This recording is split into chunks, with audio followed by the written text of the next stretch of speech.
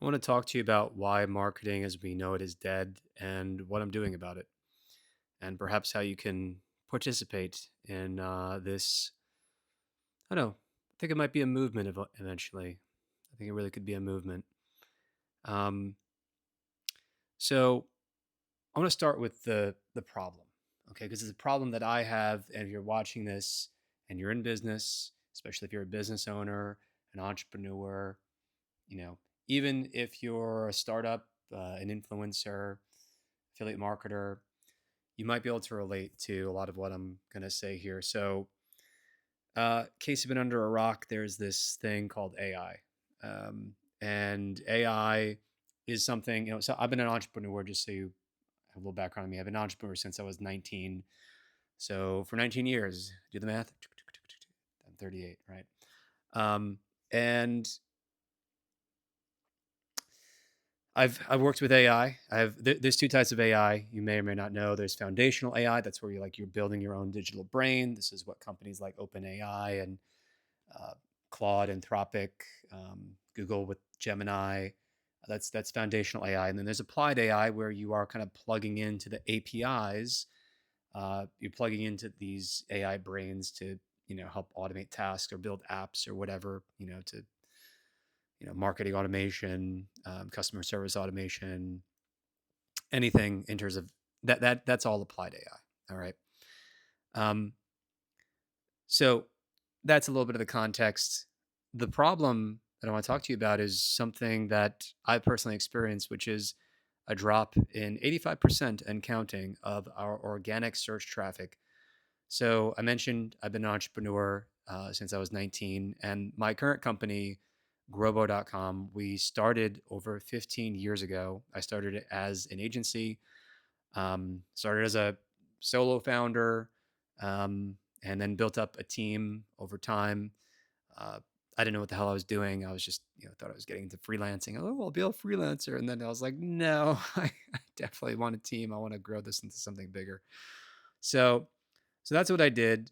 And in the process of doing that, I learned from scratch everything about SEO and started writing all these long form, in depth, well researched, and opinionated, and synthesizing information into ideas, articles. I wrote hundreds and hundreds of articles. And later on, I had team members who we hired who were dedicated to doing this as well, and team members who are still on staff who have helped with this in the recent past. Um, so invested thousands of hours and years into SEO. This has been our bread and butter as far as like getting traffic in the door and driving leads for our business, as it has been for many, many other businesses. Either you are a business owner and you can relate to exactly what I'm saying, or other business owners and I'll talk about AI SEO in a second. Just you wait. Don't worry. We're going to get there. But it so basically what happened with these AI models is the invention of the discovery of um, invention of what's called a transformer. Okay, we're not going to get into the technicals here, but basically, Google a few years back published a white paper about this concept of transformers. It's what has become a big part of the basis for the current LLMs, large language model AI chatbots like ChatGPT and every other chatbot that has followed since. Um, and even though Google published this paper first, OpenAI was the first one to take that and then commercialize it into something that was actually usable and the fastest growing app of all time, allegedly, where in 8 weeks they grew to 100 million users. So I say allegedly because I just don't trust OpenAI and Sam Altman, and I think a lot of people understand why. But anyway, the same data that was used to train OpenAI and their digital brain, which is the basis for ChatGPT, was also used to train Claude, to train Google Gemini. And these AI models, especially in the case of Google, have resulted in traffic just plummeting. And for my website, for other small, medium, and large size company websites, like HubSpot, a publicly traded $12 billion plus corporation whose search traffic plummeted 85% as of my last check. And Forbes.com, their search traffic plummeted 90% according to SEMrush. And as I said, our traffic, tens of thousands of unique visitors per month to basically fraction of a fraction of that right now. And so basically, what was the catalyst for this? In large part, it's been in some for to some extent, users are going to chatbots like ChatGPT and kind of searching for answers there. And then that's like the intermediary that then goes to like Bing search and looks there. Okay. But then in the case of Google, they just put AI overviews at the top of search at the beginning of 2025, I believe. And this is when everyone's traffic really started to fall off a cliff, like HubSpot's and ours, for example. And it's because I believe these AI overviews, they show up for something like 90% or more now of informational related searches. So what they will do is they will actually scrape the content off of like the top 10 or whatever, how many results, and they will synthesize that into an answer. But more than that, these AI foundational brain, these AI foundational models were trained on my content and my data that we publish and we put thousands of hours into creating. And they're also trained on your content if you publish pretty much anything in the last, I don't know, 15, 20 years, whatever on the internet. Because they went around, they scraped the entire internet, and this created a corpus of information. And it's just considered standard practice that you just cram all this data into an AI brain with a bit of finesse and some little tricks and statistical things that you do here and there to actually get it to function as a useful chatbot. And that's how they train this. The only problem is that my content and my company's content has been copyrighted. So somehow, I'm hoping that this is going to be litigated through the courts. It's not going to be by my hand, although it has my support. And it should have your support too, because literally, first they took the data, okay, and then they took the traffic, and then they're giving the answer, which is coming from these AI brains, both ChatGPT. Oh, you damn well better believe ChatGPT. They also scraped our content and your content too. Um, and they're currently going through litigation for this. There's a whole slew of lawsuits that are just going through the pipeline, and I wish them well, because I don't think that these companies with multi and coming up on $1 trillion plus multi-trillion-dollar valuations, something that just doesn't sit right with me when it's like, oh well, but it's publicly available, so we can train on it. It's like, well, but you can get my consent, so it's a gray area. Anyway, those lawsuits have my support. Um, so again, adding insult to injury. They took the data, they used it to build this commercial. It's literally the foundation of these foundational models is our data, and then they took our traffic. All right, 85% down and counting. So we had a tacit agreement with Google, like a lot of business owners did. And I'm not going to go perhaps where you think I'm going with this. Trust me, just stick with me here. This is not about just complaining and saying, "Oh, it should be this way." Da, da, da. No, no, I'm going somewhere real practical with this. So stay tuned. You might be surprised.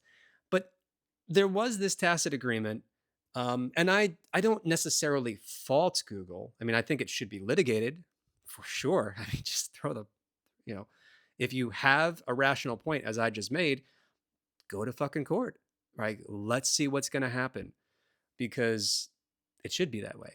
This is too much of a gray area, and I think it's more black and white than gray, but it should be litigated regardless. So anyway, we had this tacit agreement with Google. All business owners who were creating content, um, even if you're not a business owner, freelancer, we give content. They took it and would send traffic. Rank us somewhere in search results. But traffic, no more. They're going towards AI mode, something that they're rolling out progressively. They've already integrated into Android apps. You press a button, no longer need to visit a website. The websites just get scraped. The data gets synthesized. Oh, but they're citing it, right? They're linking back. Okay. So the problem though is that, well, what do we do as business owners, as marketers, as entrepreneurs with this, right? What do we do to behave rationally in this market that is, it feels like an injustice what has happened, but we need to move forward. We need to stay in business. So what do we do? Well, um, just like we did, you go and you say, well, we should invest in some paid ads. So you go to maybe Meta, aka Facebook and Instagram, and you say, all right, well, here's some money. Bring me some customers. And I'm a marketer, right? That's what our business does. And it's like, okay. Um, and it starts to kind of work, but then it's like, well, actually the leads are kind of, the targeting is somewhat relevant. So we get some customers from it, but they're actually some of like the like not great clients. Some are okay. Um, that's thing number one. But then in a 30-day period, just at the end of the summer, for example, when we were running these ads, we paused them for a week. We come back, we turn them back on because we were experimenting with a different campaign. I noticed that in this time period, which overlapped with some other data that we saw with search traffic just spiking, people searching for things like AI SEO and other terms like traffic dropping, traffic plummeting, um, coincidentally spiking with other searches at the end of August and September, I believe. You can go look this up for yourself. I think it's mortgage refinancing. That is fascinating.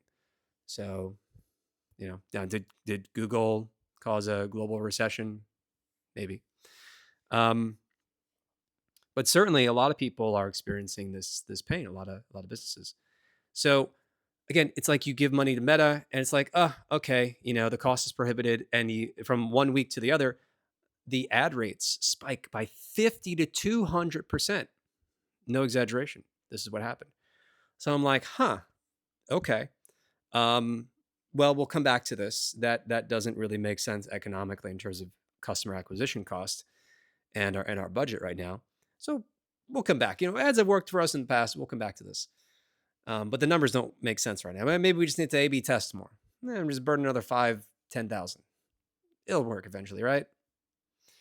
And I'm sure that for a lot of businesses, ads work fine, and they do work today. But you still got to pay to play. I'll come back to that. So it's like, all right, well, let's go for social media SEO. Not social media, but let's go for social media organic. Okay.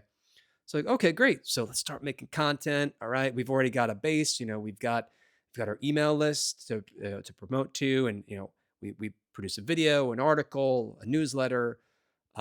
We produce social media posts on YouTube, Shorts, every single day. Okay, and we do this for about 6 weeks very diligently, and we start to see some results. It's like allegedly we're seeing results. I say, okay, so our views they're kind of going up, but that's interesting. Um, Compared to a year ago, when the average video would get at least 100 views, like minimum, I should say.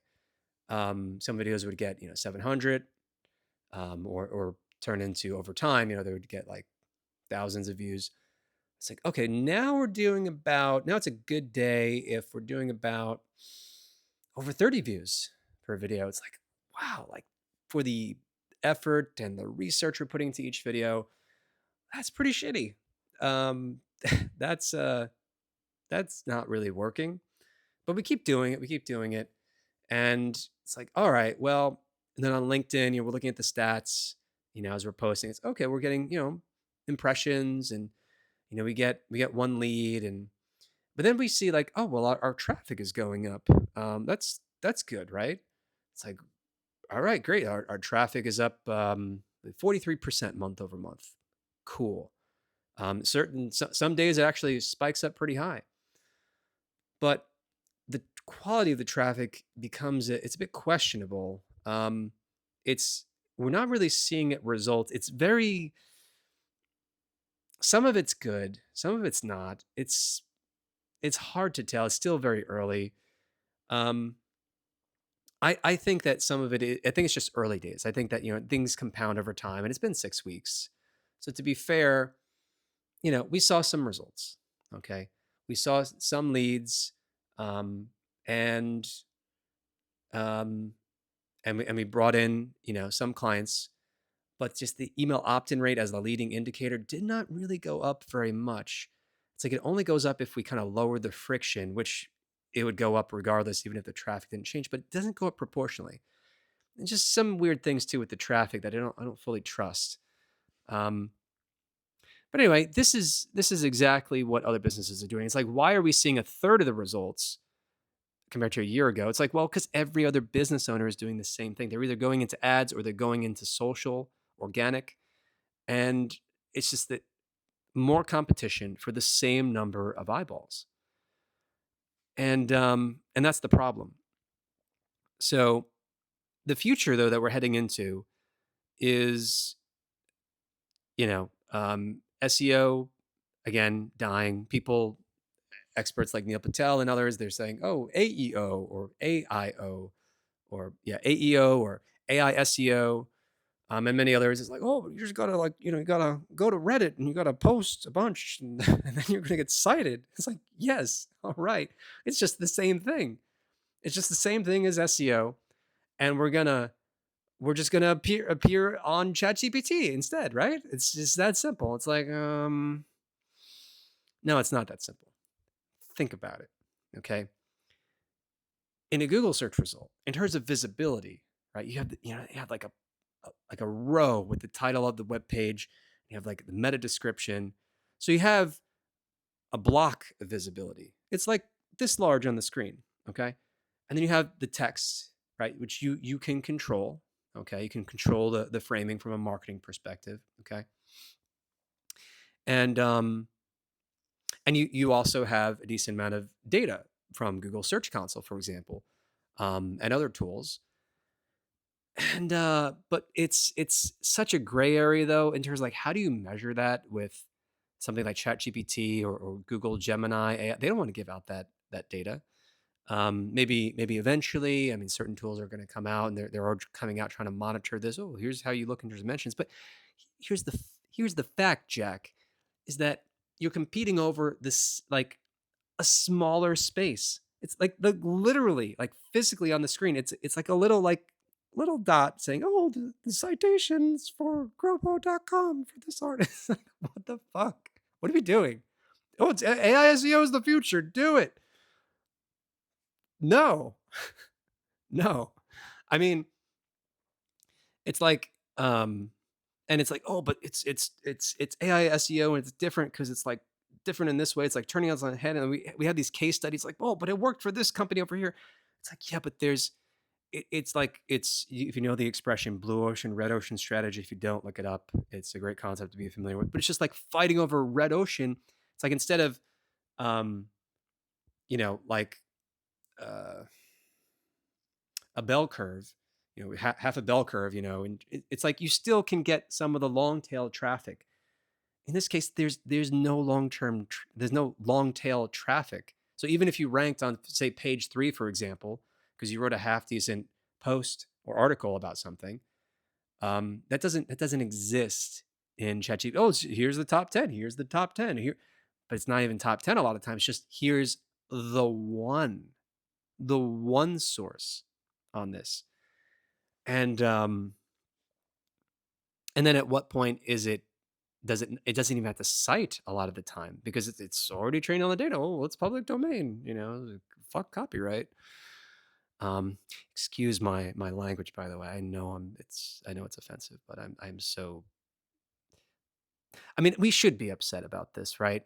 So anyway, I hope you find it at least mildly more animating and interesting, my colorful language.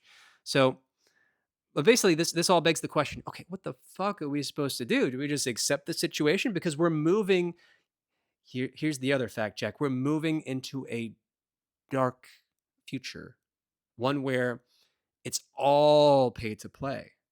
You want to get access to your target market? Pay up, buddy. Give me all your money, and it's going to be in oligopolistic type of situation. I mean, do you are you excited for that future? I mean, at least, and it's like, oh, but organic social, you can still go viral. Gary Vaynerchuk, you're just like, I hold up the camera and I'm just interesting. Like, but again, that the half life of content, it's keeps going down, man. So you have our first, one of our first clients. I think it was our second client when we were an agency back in 2010. If I told you the name of the company, there's a pretty good chance you would say, "Oh, I know that company," because like they're a big brand, they're a global company now. Um, 5 years ago, they were doing over $100 million. They're probably doing about $250 million now. It's an endurance sports racing experience events company. Okay, there's only a few of them, so you could probably guess which. If you can guess any of them, there's a like 33% chance it's the one that I'm talking about. But anyway, so that was one of our first clients. Okay. And the founder spent $1 million to acquire 1 million likes on their Facebook page within the first year because he wanted to compete. And like, this was when, Facebook pages were still relatively kind of brand new. And, you could still reach a fair amount of your audience just by posting, and it would be seen by a good, like maybe 30 to 50% of all who liked it would see it in their newsfeed. That's a decent ROI. Um, Now today, it's almost irrelevant. It's just continuously going down. Like, oh, now it's like, again, pay to play. It's like, oh, you have 1 million likes. Well, screw you. You got to pay to boost your post, buddy. Pay again, pay again, pay again. It's like, what didn't I put in all this? Why did I try to actually acquire subscribers in the first place? I mean, it's interesting. Like, I have a personal YouTube, and I have a company YouTube. 97 subs on one, 1,800 on the other. And not, we're not like doing millions of subs here yet.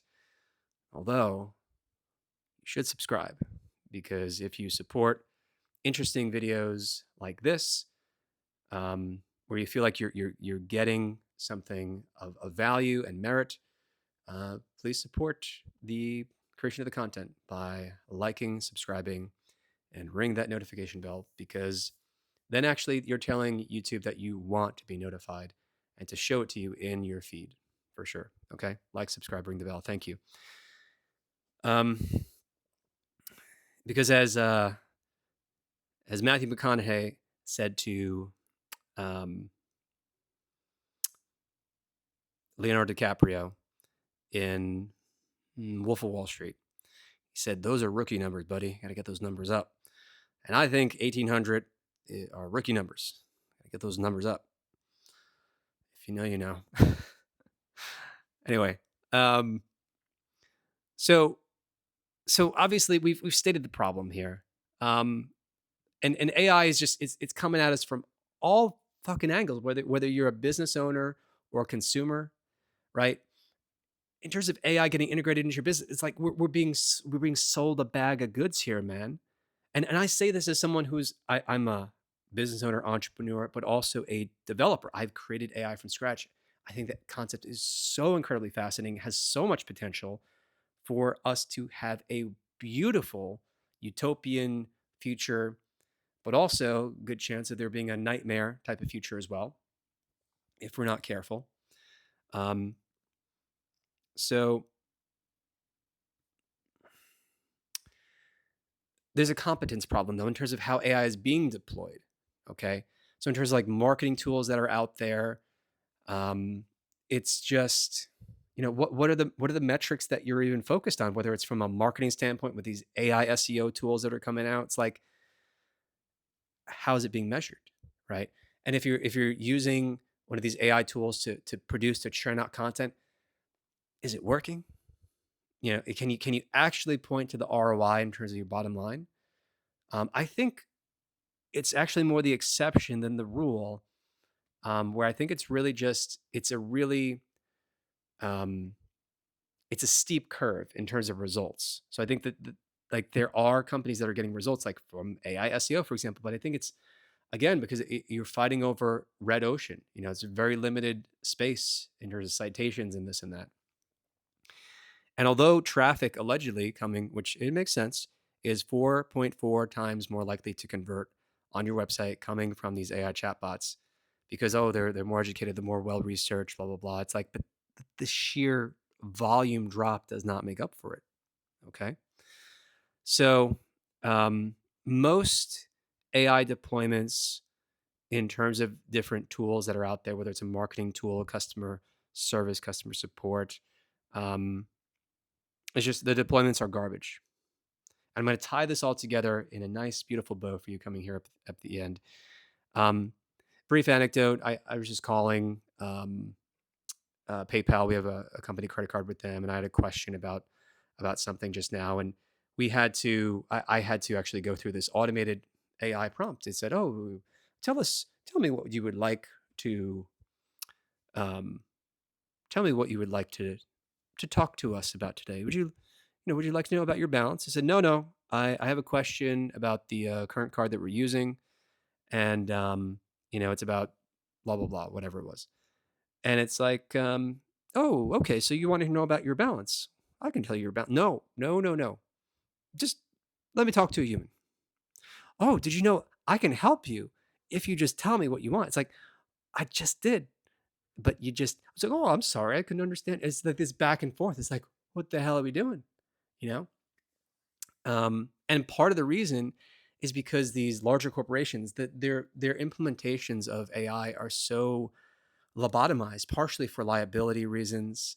Okay, um, but it's just like thrown up in our faces to making the world a worse place. Like, AI is supposed to be good, but it's magnifying just badness because of the lack of competence in terms of the implementation. Another great example: Whisperflow. Okay. I use dictation a lot, and I've been using it uh, to do AI coding, something I'll talk about when I tie this together in a beautiful bow at the end in a few minutes here. Whisperflow does one thing. I love products that are simple. Don't you love products that are simple? It's just like, oh, just one thing and it does it really well. Except, I think in large part because it is AI powered.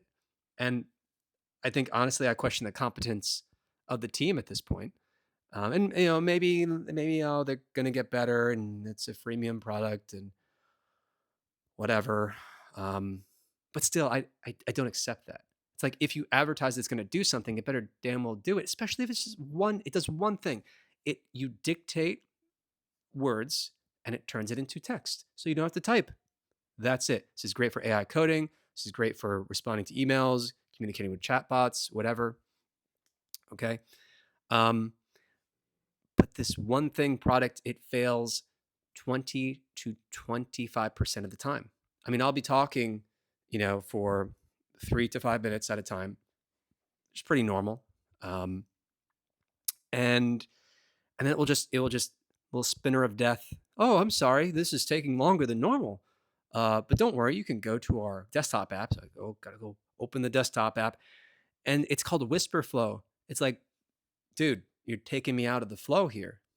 It's like you had one job, because a lot of developers, I'm not saying I'm special in this way, but a lot of developers, there's something called Whisper, like maybe that's where they got the name from, but it was open source, one of the few actual open sourced tech and software from OpenAI was their Whisper model, where could very reliably, even with noise in the background, it could still turn your dictated audio text reliably into um, typed text. And that's probably partially what they are built on top of.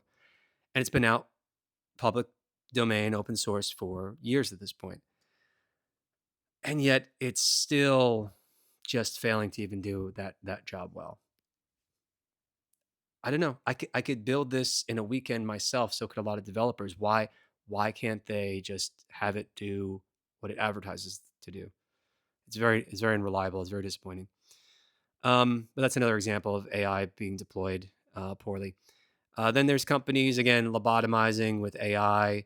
We already talked about an example there. saving pennies, pissing off customers. It's like AI is, oh, it's going to automate our whole business. It's like, I think, I think we're getting to the point where we're a little bit jaded. And what can we not automate? And this is where it starts to come together is you can't automate responsibility. Okay. You need a human in the loop. Uh, AI can't be sued. AI, you can't insure AI. You can't have AI take the blame. Oh, I'm sorry, I gave you bad legal advice. It was actually the AI bot. No, if you are a lawyer and you make some sort of critical mistake in a legal case, you are insured because you are a human with an insurance policy for your law firm. And as a practicing lawyer, you are required to carry insurance. And so, therefore, you can be sued, and the insurance company will come in and pay the settlement or whatever the judgment is. Okay. Um, but you need lawyers. It's like, oh, well, that's just kind of like an old traditional industry. It's always going to be like that. It's like, not exactly.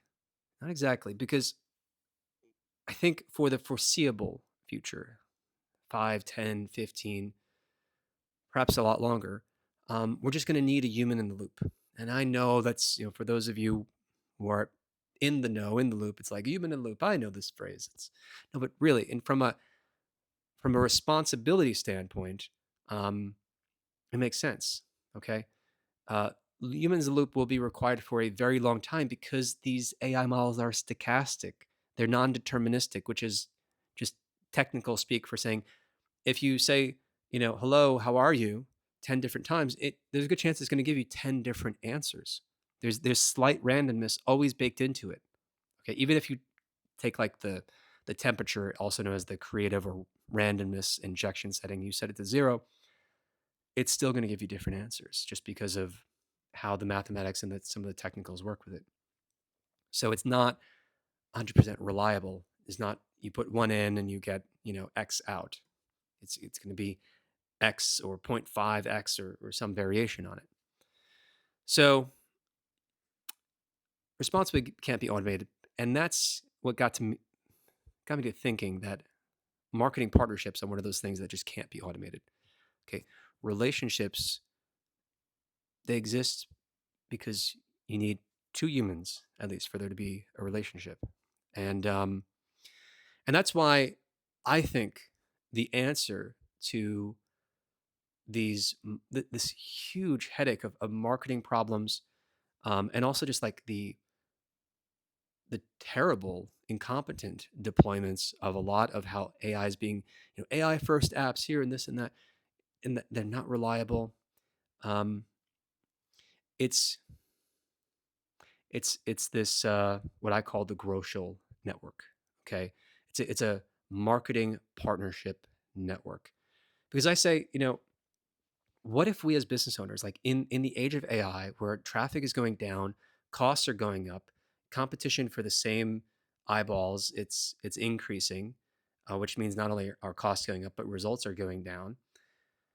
It's like we as businesses and brands, and even on a local level, even freelancers, everyone has untapped distribution, email, okay, social media, um, personal network, traffic on our website, and more. Um, what if we could just make it easy for us business owners, entrepreneurs to partner with one another, to partner with influencers, with those who have distribution, and we could be both. We could be both promoter and seller, or just promoter, however we want to structure it. But what if it was just so easy for us to tap into all this latent distribution that we already all have, you know, because um, if we can cross promote to each other's audiences and it was something that was easy, and what if it was free? What if it was completely free or pay per result? Pay It's performance based marketing, um, kind of like a business owner ad network, our own ad network. I think that'd be pretty cool.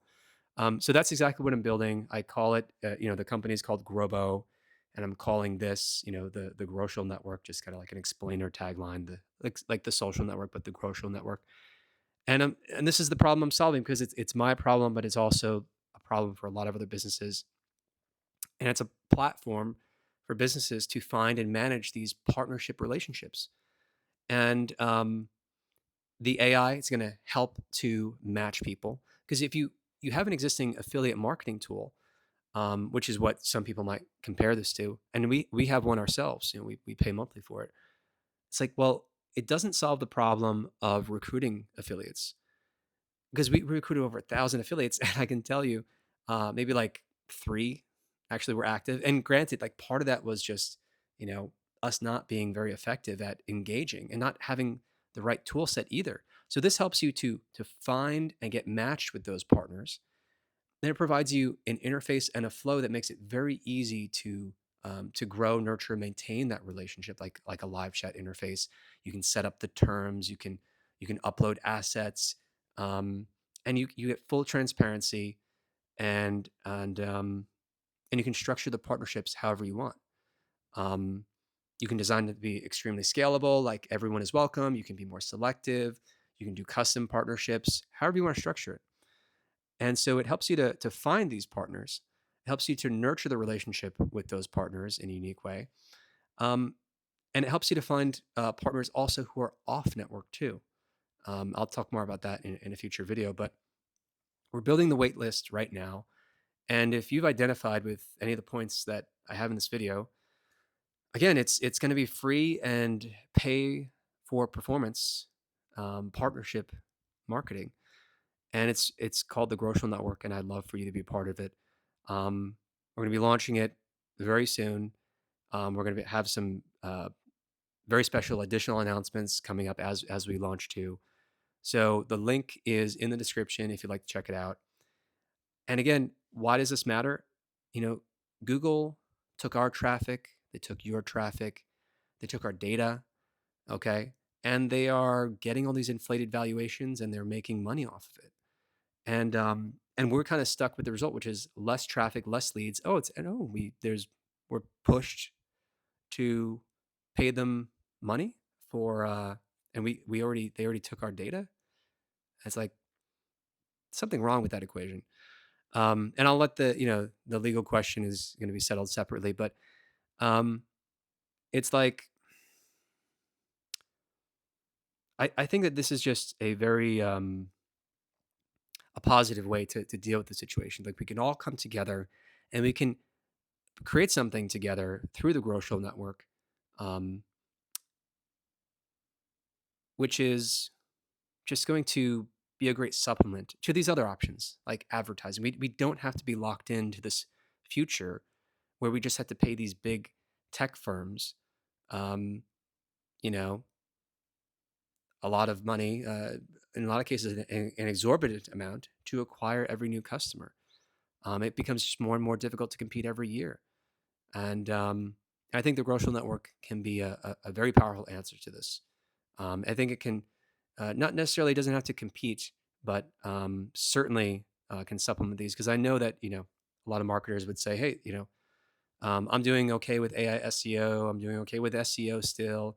I'm doing okay or great with ads, and that's great. But I think there needs to be another. I think there needs to be another solution. I think that solution is Grobo, aka the Growcial Network, coming soon. So go get your spot. We're going to have something called founding member spots. There's going to be very limited space for those. So if you want access to that, definitely join the wait list and just join it to check it out because, again, it's free or pay per performance. So what do you have to lose? Um, and I think you'll find it very valuable. Very, very valuable, in fact. You'll see what I mean once you get in and get access. So that's pretty much where we're at. And I hope to see you in the next video. So join the waitlist and like, subscribe, and share. Leave a comment as well to let me know what you thought. Take care.